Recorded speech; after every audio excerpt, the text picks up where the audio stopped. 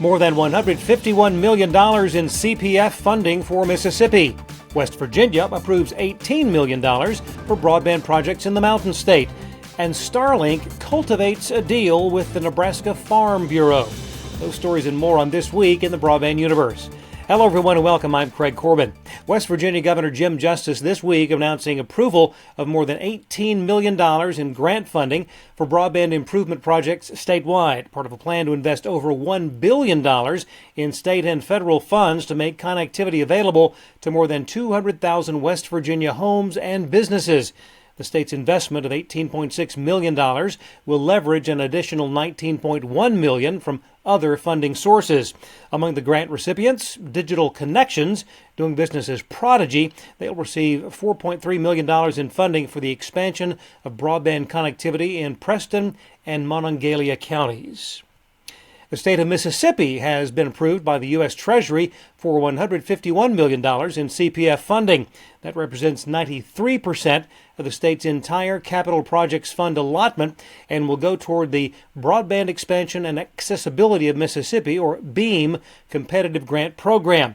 The program will fund three types of broadband investments: large-scale projects, line extensions, and community-based broadband projects. The Nebraska Farm Bureau has signed an agreement with SpaceX to offer Farm Bureau members 2 free months of Starlink satellite broadband. Access to reliable broadband has become a necessity in modern agriculture.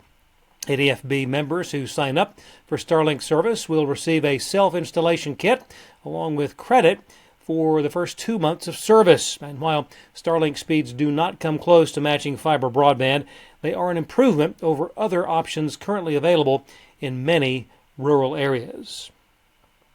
Televisions connected to the internet, now far and away the rule.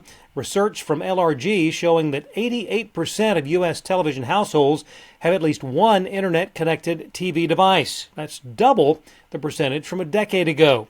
49% of adults watch video on an internet-connected TV daily, and that's up from 6% in 2013.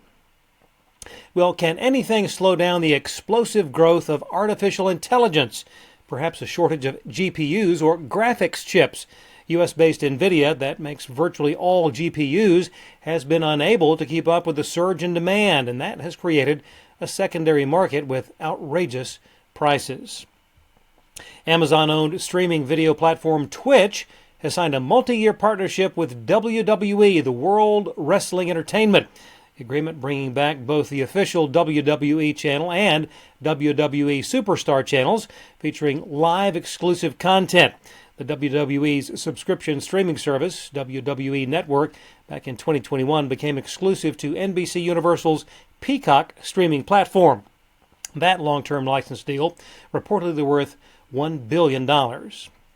And on the topic of streaming, global revenue from subscription-based streaming has almost tripled since 2017, hitting $80 billion in 2022.